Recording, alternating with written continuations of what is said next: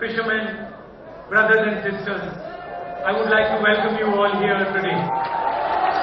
ബഹുമാനനായ മുകുൾ വാസ്നിക്ജി, ബഹുമാനനായ മുഖ്യമന്ത്രി ശ്രീ ഉമ്മൻചാണ്ടിജി, ബഹുമാനനായ KPCC president Shri VM Sudheeran, ബഹുമാനനായ ആഭ്യന്തര വകുപ്പ് മന്ത്രി ശ്രീ രമേശ് ചെന്നിത്തല, ബഹുമാനനായ കേരള പ്രദേശ് മത്സ്യത്തൊഴിലാളി Congress president Shri TN Prathapan MLA, Shri PC Chackoji, Shri KC Venugopalji, Shri KV Thomas ji, ബഹുമാനരായിട്ടുള്ള മന്ത്രിമാർ, MLA മാർ, ബഹുമാനരായിട്ടുള്ള സ്നേഹം നിറഞ്ഞ മത്സ്യത്തൊഴിലാളി സുഹൃത്തുക്കളെ, നമസ്കാരം.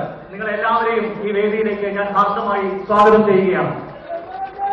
I would like to thank the Congress Party and particularly our MLA Pratapanji for organizing this function for me. ഞാൻ ഈ പ്രദേശത്തെ ഇന്ത്യൻ നാഷണൽ കോൺഗ്രസ് പ്രസ്ഥാനത്തെയും ഈ സമ്മേളനത്തിന്റെ മുഖ്യ സംഘാടകനായ ശ്രീ TN പ്രതാപൻ MLA-യെയും ഇത്തരമൊരു മഹാസാഗരം, മഹാജനസാഗരം ഇവിടെ വിളിച്ചു ചേർക്കാൻ ഇടവരുത്തിയതിൽ ഹാർദമായി അഭിനന്ദിക്കുകയാണ്. It was a pleasure for me to come here and meet my brothers and sisters. എന്നെ സംബന്ധിച്ചിടത്തോളം ഇവിടെ വരാൻ കഴിഞ്ഞതിൽ എന്റെ ബഹുമാനരായിട്ടുള്ള പ്രിയങ്കരായിട്ടുള്ള സഹോദരി സഹോദരന്മാരെ നേരിൽ കാണാൻ സാധിച്ചതിൽ അങ്ങേയറ്റത്തെ സന്തോഷമാണുള്ളത്. And I think I'm going to come back here because I was given a very, very good fish lunch today. എനിക്ക് ഇന്ന് ഉച്ചയ്ക്ക് മത്സ്യമടക്കമുള്ള വിഭവസമൃദ്ധമായ ഒരു വിരുന്ന് മത്സ്യത്തൊഴിലാളി കുടുംബത്തിലെ ഒരു അംഗം നൽകി എന്നുള്ളത് കൊണ്ട് എന്റെ മനസ്സ് നിറഞ്ഞിരിക്കുകയാണ്. ഞാൻ വീണ്ടും വീണ്ടും ഇവിടേക്ക് വരാൻ ആഗ്രഹിക്കുന്നു എന്നുള്ളതാണ് എന്റെ മനസ്സിൽ ഇപ്പോൾ തോന്നുന്ന വികാരം.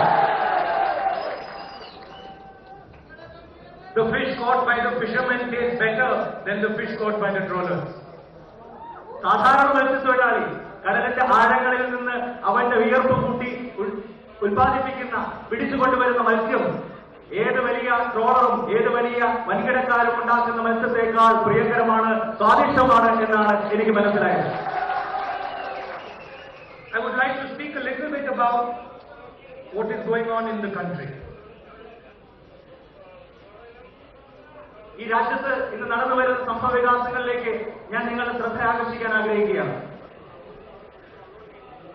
In the Congress philosophy, in our thinking, the best way to move the country forward is to empower the people of this country, is to give power and strength to the vast majority of this country.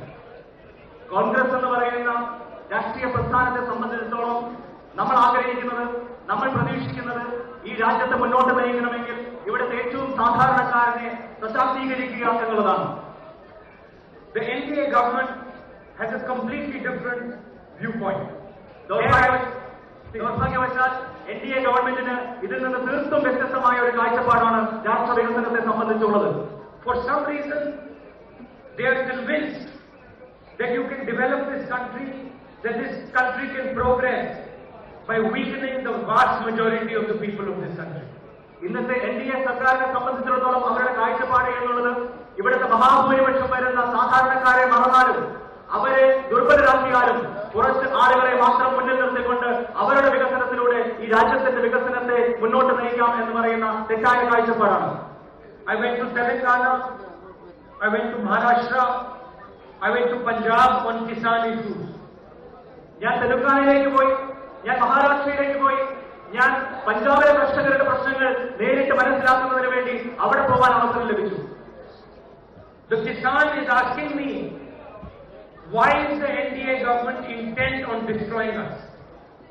അവിടുത്തെ മുഴുവൻ കർഷകരും എന്നോട് ചോദിച്ചത്, എന്താണ് ഇന്നത്തെ NDA ഗവൺമെന്റിന് ഞങ്ങൾ കർഷകരോട് ഇത്ര വിരോധം, എന്തുകൊണ്ടാണ് ഞങ്ങളെ തകർക്കാൻ വേണ്ടിയുള്ള നയങ്ങളുമായി ഇന്നത്തെ ഗവൺമെന്റ് മുന്നോട്ട് പോകുന്നത് എന്നാണ് ഈ നാട്ടിലെ സാധാരണ കർഷകർ എന്നോട് ചോദിക്കുന്നത്.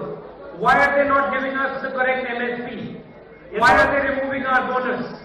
Why is it that they are not compensating us when rain and hail is destroying our crops? ഞങ്ങളുടെ വിളകൾക്ക് ഏറ്റവും മിനിമം സപ്പോർട്ട് പ്രൈസ് എന്തുകൊണ്ട് നൽകുന്നില്ല? ഞങ്ങളുടെ വിള കാലാവസ്ഥാ വ്യതിയാനം മൂലം നശിക്കുമ്പോൾ എന്തുകൊണ്ട് അതിന് മാന്യമായ നഷ്ടപരിഹാരം നൽകുന്നില്ല? എന്തുകൊണ്ട് ഞങ്ങൾക്ക് അനുകൂലമായ നയസമീപനങ്ങൾ സ്വീകരിക്കുന്നില്ല എന്നാണ് ഈ നാട്ടിലെ കർഷകർ എന്നോട് ചോദിക്കുന്നത്. And most important, and the biggest question for the Kisan is, why are they stealing our land? Why are they taking away our land without without asking us. അതിനേക്കാൾ ഉപരിയായി അവരുടെ ഹൃദയത്തിൽ നിന്ന് ഉയരുന്ന ചോദ്യം, എന്തിനാണ് ഇന്നത്തെ സർക്കാർ, എന്തിനാണ് മോഡി സർക്കാർ ഞങ്ങളുടെ മണ്ണ്, ഞങ്ങളുടെ കൃഷിഭൂമി ഞങ്ങളുടെ സമ്മതമില്ലാതെ ഞങ്ങളിൽ നിന്ന് തട്ടിപ്പറിക്കുന്നത്, കോർപ്പറേറ്റുകൾക്ക് വേണ്ടി ഞങ്ങളിൽ നിന്ന് കവർന്നെടുക്കുന്നത് എന്നാണ് ഇന്നത്തെ കർഷകരുടെ മനസ്സിൽ വരുന്ന ഏറ്റവും പ്രധാനപ്പെട്ട ചോദ്യം. The value of land is rising very fast as cities grow. ഈ രാജ്യത്തിന്റെ വളർച്ചയോടൊപ്പം നമുക്കറിയാം റിയൽ എസ്റ്റേറ്റ് രംഗത്ത് വലിയ വളർച്ചയുണ്ടാകുന്നുണ്ട്. സ്ഥലവില കുത്തനെ ഉയർന്നുകൊണ്ടിരിക്കുകയാണ്. We made a law that would give the benefits of this rise in prices to the farmer, that would allow him to earn from his own land, that would allow him to sell his land and make money to live his dreams. ഈ ഉയർന്നു വരുന്ന വിലയുടെ ഉപയോഗം, പ്രയോജനം ഈ നാട്ടിലെ കർഷകർക്ക് ഭൂവുടമകൾക്ക് ലഭിക്കണം എന്നുള്ളതായിരുന്നു UPAയുടെ ആഗ്രഹം. അതിനുവേണ്ടിയാണ് നമ്മൾ ഭൂമി ഏറ്റെടുക്കൽ നിയമത്തിൽ കർഷക പ്രയോജനകരമായിട്ടുള്ള ഭേദഗതികൾ കൊണ്ടുവരാനുള്ള തീരുമാനവുമായി മുന്നോട്ട് പോയത്. And the NDA wants to destroy the law that protects the Kisan. ദൗർഭാഗ്യവശാൽ NDA government ആ നിയമത്തെ ഇല്ലാതാക്കി സാധാരണക്കാർക്കും ഭൂവുടമകൾക്കും കർഷകർക്കും പ്രയോജനകരമായ ആ നിയമത്തെ ഇല്ലാതാക്കുന്നതിനുള്ള സമീപനവും നയങ്ങളും പ്രവർത്തനങ്ങളുമായിട്ടാണ് മുന്നോട്ട് പോകുന്നത്. Land has become gold in India. They want to give the gold to their friends. They do not want to leave the gold in the hand of the Kisan.